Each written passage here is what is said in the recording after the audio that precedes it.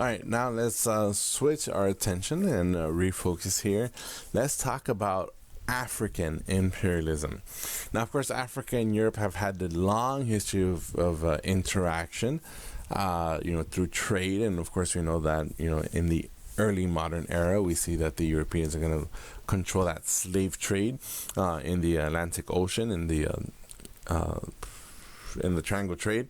So at first, right, we're talking about the 1500s, 1600s into the 1700s. The Europeans, at most, they would have little trading posts on the coast, right, where they can, contact the local tribes or local chiefdoms or local kingdoms, and have that, passageway to purchase or trade, weapons and alcohol for slaves.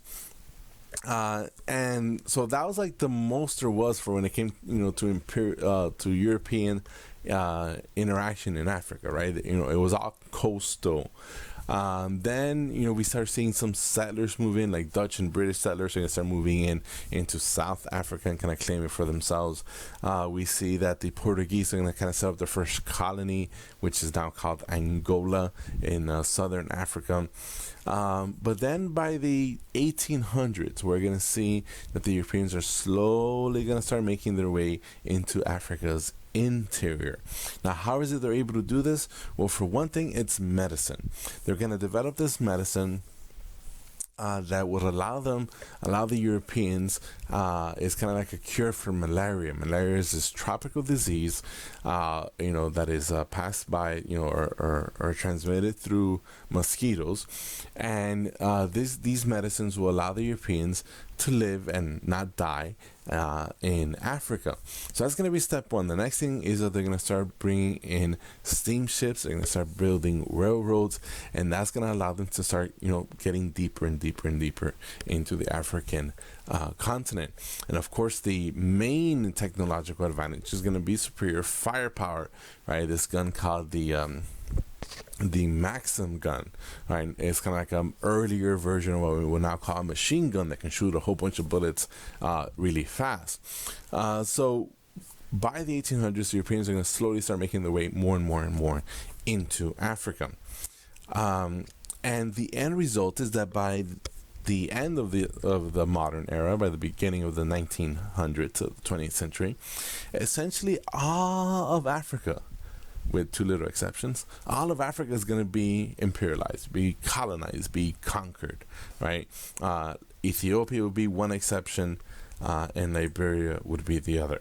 But every other territory in Africa is going to be conquered by Europe. Is going to become a European colony. So we have the Belgians, we have the British, the French, the Germans, Italians, Spanish, and Portuguese. Now, the Portuguese and the Spanish, they've been there for a while. They've been there the longest, going back to the early modern era. But the new ones are going to be the British, the French, the Dutch, and the Belgians and the Germans.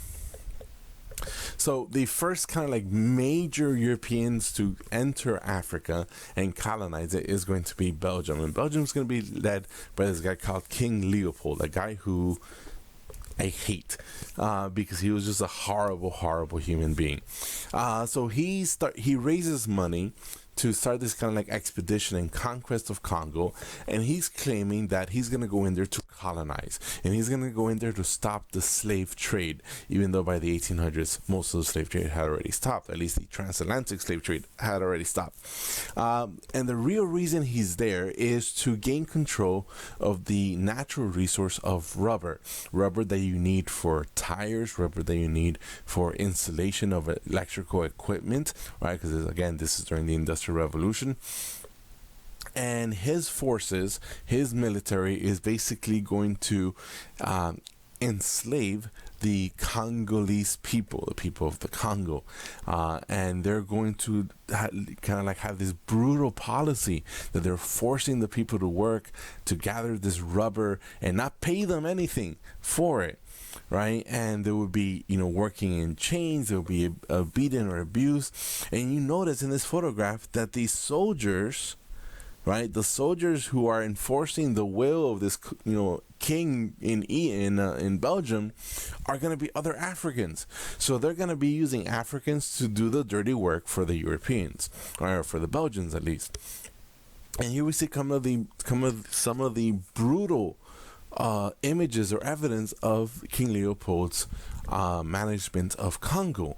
Right, one of the things was that every person in Congo had to collect a certain amount of rubber, and if you didn't meet the minimum amount, the punishment would be that they cut off your hands, and they would do this to children, to old people, to women, to everyone. They would kidnap kids and women and hold them in prison and tell the husbands and fathers, either you collect the rubber or we kill your family. So this absolutely disgusting era, and it's all for profit, right? This guy King Leopold, he makes billions of dollars from his colonies, kind of like his own personal colony, because it didn't really belong to Belgium, the country. It belonged to him as the king. And this, as more and more Europeans become aware of it, we see that the Europeans are going to want to take more and more control of Europe, of Africa, and this begins something known as the scramble for Africa, where the Europeans are scrambling to gain control over territories. So the Europeans, being as sophisticated and civilized as they claim they were, they decide that they're gonna settle the colonization of Africa under gentlemen's terms. So they had this big meeting of all the European monarchs and rulers in Berlin, Germany. And this is known as the Berlin Conference. And they had this big map of Africa, and essentially the Europeans divide Africa amongst themselves. And they decided that this is the best way to spread civilization to these Africans, and also to avoid conflict, because the last thing that the Europeans want is to start fighting with each other by trying to expand their territories in Africa. The end result is that and it's considered like this big success. The Europeans view the Berlin Conference as a big success because they're able to resolve their problems, resolve their conflicts without actually going to war. Now, of course, the ironic part of all of this is that there wasn't a single African at this meeting. There wasn't anyone who say, hey, maybe we shouldn't be colonizing Africa because those people have the right to be independent and not be colonized by Europe. So the scramble for Africa, again, is that desire for the Europeans to spread and conquer Africa. Right here we see this painting of all these European, look at they're all like these old white guys, and they're all like proud of themselves because they're gonna conquer Africa and they're gonna make big profit off of it. We're gonna see a lot of political cartoons criticizing, criticizing some of the kind of like greediness, some of the inhumanity that the Europeans are committing to Africa, kind of like ripping apart Africa for their own colonial benefit.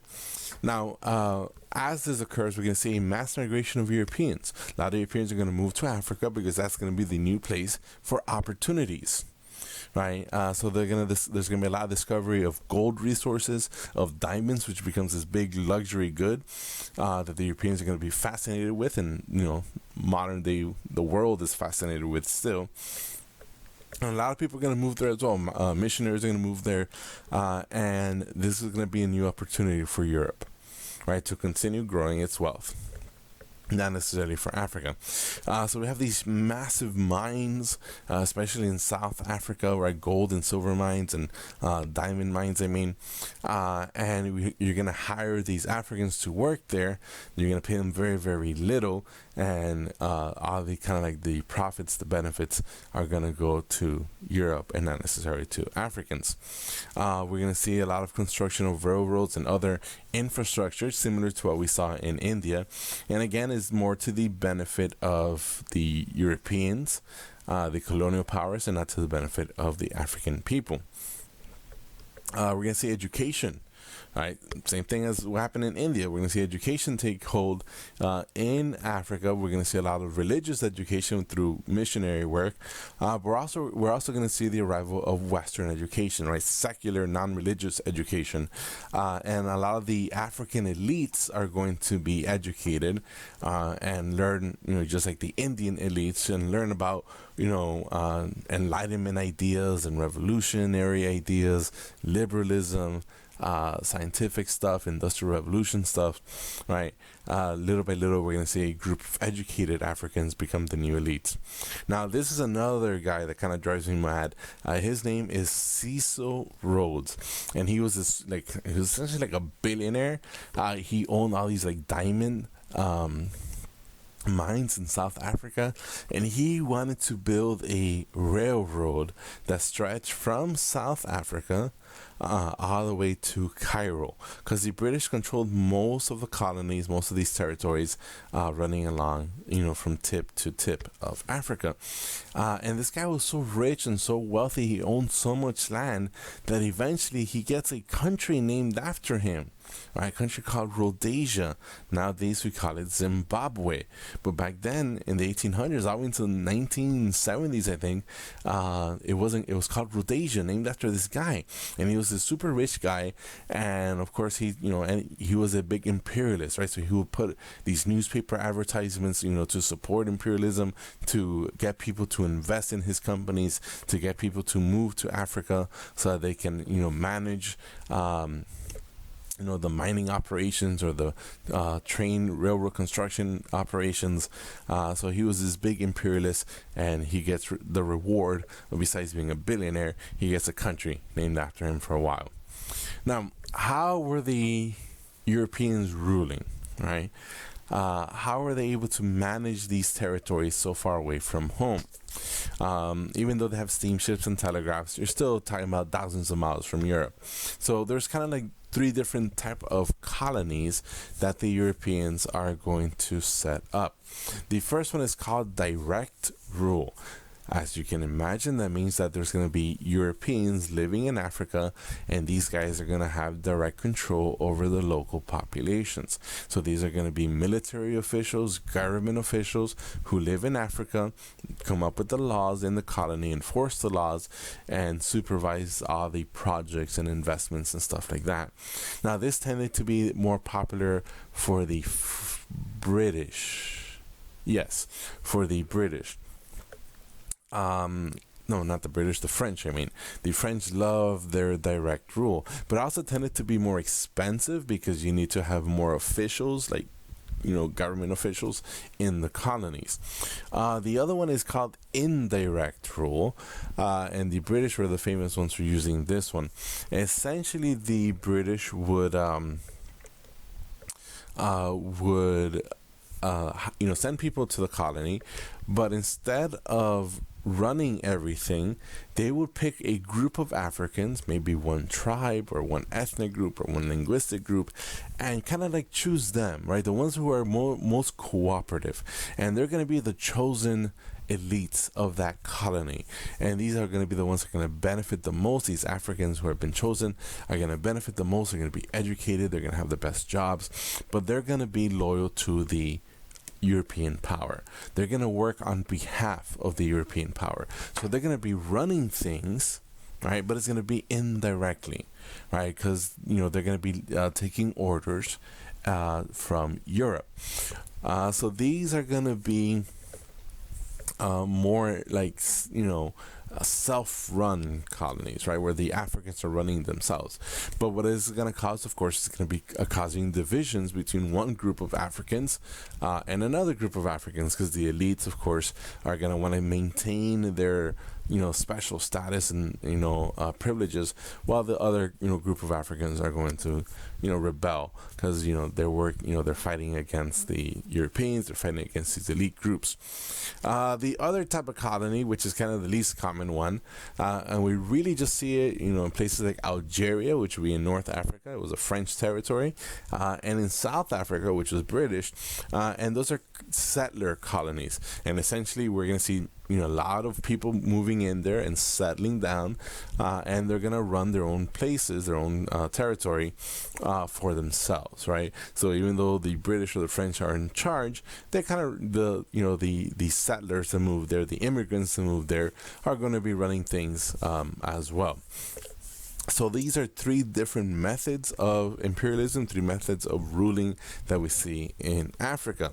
Now, what are the native Africans going to be doing? Well, for the most part, they're going to be hired to do cheap labor, right? Which means that there's not going to be a lot of social mobility, because you're getting paid. And again, this wouldn't be slavery, but by no means was this easy work. By no means was this productive work. By no means did this give Africans the opportunities to make money and invest and move up in society.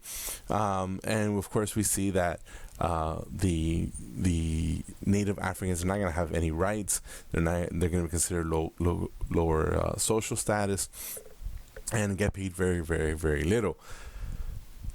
So again, here we see more images of it. Ivory is going to be a big export. So they're going to hunt down and kill a whole bunch of elephants and rhinos and stuff like that, because the Europeans want all their ivory, furniture, ivory, jewelry, and ivory ornaments. Egypt. Now, Egypt is kind of like a unique territory because of the Suez Canal. And I think I mentioned this before, but the Suez Canal, which is a man-made canal, connects the Red Sea with the Mediterranean Sea, and the Red Sea connects to the Indian Ocean. So therefore, the Europeans are going to have a shortcut from Europe to Asia, right? Whether it's India or China or Southeast Asia, and therefore you'd have to go around the entire African continent to get to the Indian Ocean. So the Suez Canal is constructed. Originally, the French are paying for it, and working with the Egyptians. Then the British kind of come in and take over, and it becomes a British territory for a long while. Now, Egypt originally, of course, was part of the Ottoman Empire, but they became independent under the leadership of Muhammad Ali, and they had some levels of industrialization and success at that. But the end result is that the British are going to want to conquer and take over Egypt because they have the access, the control of the Suez Canal. Now, the obvious question that you hopefully should have thought: how is it possible? How is it possible that Europe conquered Africa? Because even though, again, the Europeans have those technological advantages, we're still talking about an entire continent, right? A continent that had a higher population than Europe. So how is it possible? And the main answer to that is going to be tribalism. So what is tribalism? So keep in mind that Africa is not homogeneous. Africa is not one group of people called Africans, right? In fact, it's hundreds of groups of people, and they don't view themselves as Africans. And remember, this goes back to the African slave trade, right, where one tribe would enslave another. So there is no loyalty or unity amongst the people of Africa. And there's loyalty within one tribe, but those tribes have, for generation after generation, competed and fought against other tribes. And therefore, they're not going to unite. They're not going to work together to resist colonial occupation, to resist the imperial powers. So just like the British had kind of manipulated and bribed and used the Hindus versus the Muslims in order to make their way into India, same thing's going to happen in Africa, where the Europeans are going to put one tribe to fight against the other, divide and conquer. Now, if you have that indirect colony, then you're going to pick one tribe and say, okay, you guys are the chosen ones. You're going to run things for us. You're going to benefit from everything and have the top paying jobs. You're going to get educated. You're going to work for the government. But you're going to be loyal to us, right? So that means one tribe or one ethnic group is going to be the chosen ones. And they're going to get all the benefits of being the chosen ones. As long, of course, as they remain loyal to the European powers.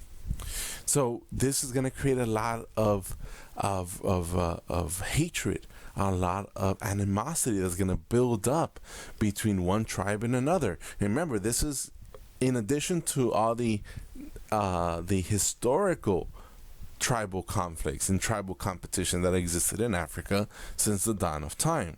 So when you get all these Africans and you're dividing them and conquering them, right? When you force them to live with each other, that's where we see a lot of the problems.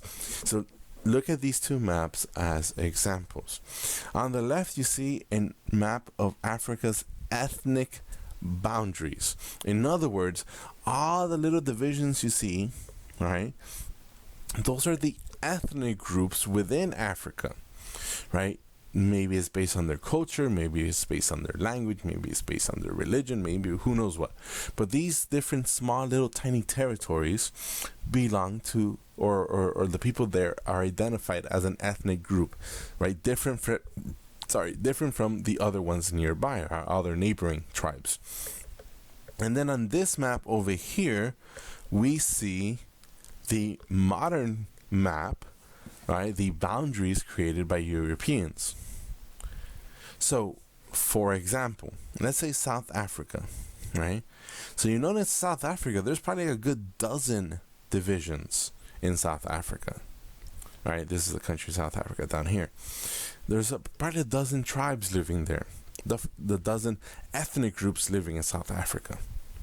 Now again, the Europeans probably got one group to fight another group, favored one group over another. And now I fast forward into the 20th century, fast forward into the 1950s, 1960s, 1970s, fast forward into the 2000s, right? When we look at the news, we see all the violence and fighting that we see in Africa. Well, this is it. It goes back to the fact that the boundaries created by Europeans did not care for tribal divisions. So some tribes, right? Some tribes were split up between one country and another. Some tribes were forced to live next to each other, right? In the same country, even though they don't agree with each other and they fight with each other. So there's going to be a lot of internal conflicts that are going to start during the age of imperialism and going to continue when Africa becomes independent in the second half of the 20th century. And we see still these problems to this day. So, places like, for example, this right here, that's Nigeria. Right? Nigeria has a lot of problems, and we look at it, there's a lot of people there, a lot of ethnic groups, and they don't get along. They fight all the time, right? So we see these, we see these tribal issues that the Europeans simply didn't care for. All they cared was about, extracting resources, and the effects will be that Africa will be ununified, and we'll have a lot of these tribal conflicts, ethnic conflicts, continue for a very long time. All right, so that is it for this long part on Africa. Thanks for bearing with me and listening, and that's it. Thanks for watching.